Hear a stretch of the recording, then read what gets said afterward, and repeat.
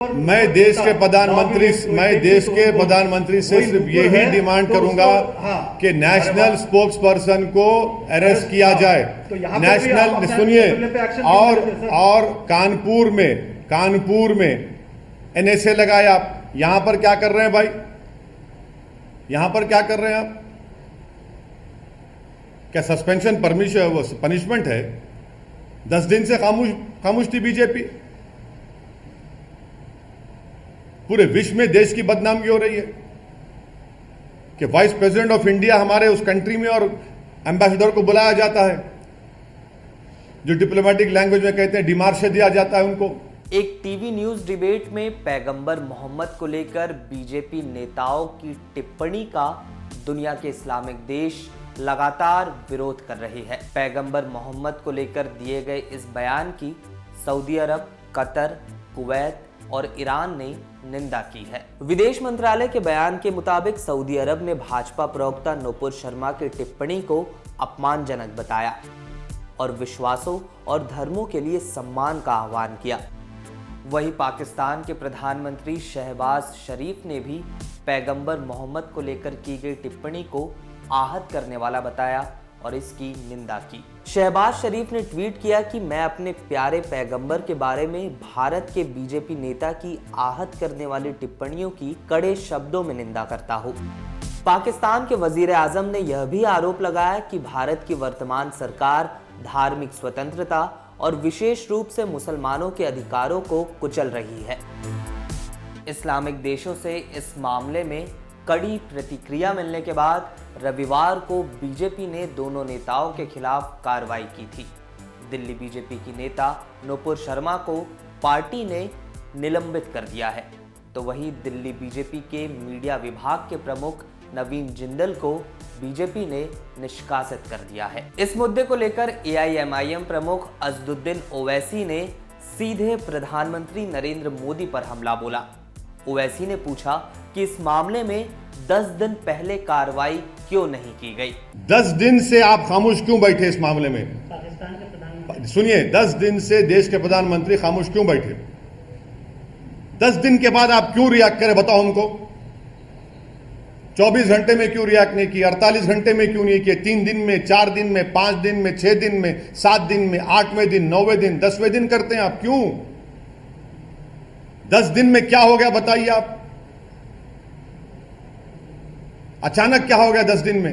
यही तो हम कह रहे हैं कि एज एन इंडियन हम पुकार रहे हैं कि आपकी national spokes person times now के चैनल पर जाकर प्राइम टाइम में रसूलुल्लाह सल्लल्लाहु अलैहि वसल्लम की शान में गुस्ताखी की, बकवास, अनाप शनाप बका, माने जिस चीज हमारे को सबसे ज्यादा प्यारी है हमारे दीन में, आप उन्हीं के बारे में अनाप शनाप बकते हैं और 10 दिन के बाद प्रधानमंत्री कहेंगे। ओवैसी ने अमेरिका द्वारा जारी धार्मिक स्वतंत्रता रिपोर्ट का हवाला देते हुए मोदी सरकार की विदेश नीति पर भी सवालिया निशान लगाए। अमेरिका से देश के प्रधानमंत्री ने कहा कि हमारे स्ट्रेटेजिक रिलेशनशिप है, अटूट ताल्लुकात हमारे हैं। ये अटूट ताल्लुकात हैं आपके कि 3 साल से इंडिया को कंट्री ऑफ कंसर्न में डाल रहे हैं, 3 साल से। और उसकी वजह आप क्या समझते हैं? क्या है? ये तो सरकार को बताना पड़ेगा। आप सरकार को दोष? अरे सरकार, बिल्कुल सरकार को दोष दे रहा हूं। कम्युनिटीज रह रही हैं, सिर्फ मैं देखिए, जो कुछ भारत में हो रहा है, क्या आप समझ रहे दुनिया को नहीं मालूम? क्या ये नॉर्थ कोरिया है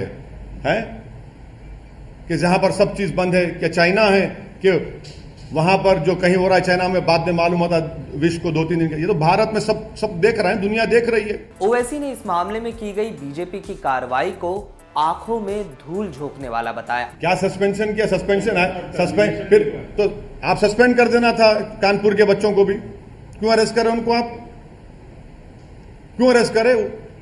केस बुक करके छोड़ देना था, अरेस्ट नहीं करना था। फिर कौन सा किया इस सस्पेंशन को आप एक्शन बोलते? आंख में धूल झोंक रहे आप लोग, बेवकूफ बना रहे। पार्टी से सस्पेंड किया? क्या पार्टी से सस्पेंड करे? गिरफ्तार करना चाहिए। अगर वो गलती की है, आप मान रहे हैं कि उन्होंने एक रिलीजन के, क्या लिखा आपने उसमें, clear violation of your Rule 10A of the Constitution of the BJP, contrary to party's position. The contrary to party's position तो आप केस बुक करिए, केस ऑलरेडी है, जेल को भिजाइए उनको। जिसको आपने सस्पेंड किया वो खुद वीडियो बनाकर कह रही है कि देश के होम मिनिस्टर ने मुझे फोन किया, महाराष्ट्र के एक चीफ मिनिस्टर ने मुझे फोन किया, बीजेपी के बड़े बड़े नेताओं ने मुझे फोन किया। 10 दिन तक आप क्यों खामोश बैठ रहे हैं? क्यों खामोश बैठे 10 दिन आप? ओवैसी ने बीजेपी के अलावा तमाम विपक्षी पार्टियों पर भी हमला बोलते हुए कहा कि एआईएमआईएम के अलावा यह मुद्दा किसी दूसरी पार्टी ने नहीं उठाया। ये जितने सो कॉल्ड सेक्युलर पार्टीज है, इनके मुंह में भी दही जम गई थी। सिर्फ हम ही बोल रहे थे एज अ पॉलिटिकल पार्टी, और केरला में मुस्लिम लीग बोल रही थी।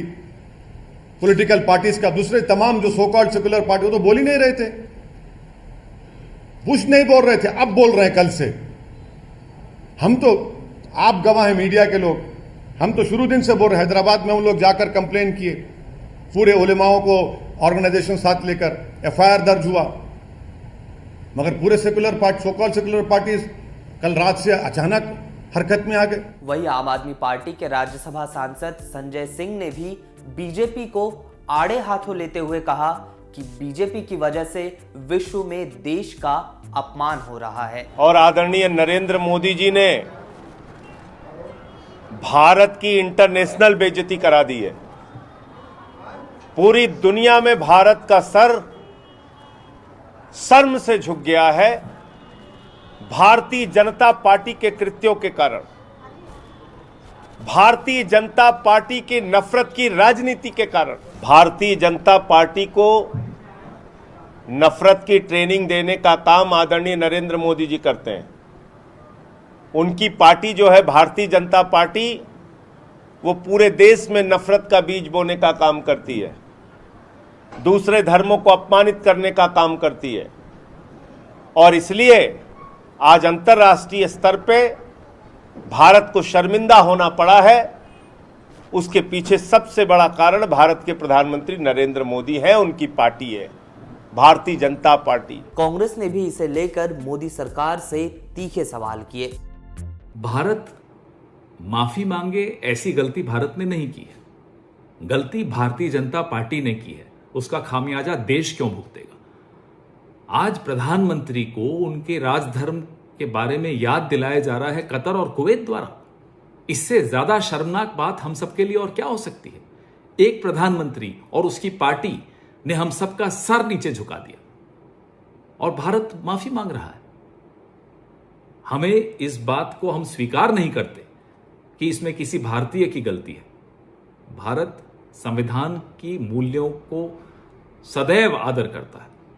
नहीं करते होंगे भारतीय जनता पार्टी वाले तो वो भुगते खामियाजा, वो मांगे माफी। भारत को माफी नहीं मांगनी चाहिए, गलती भारत की नहीं है।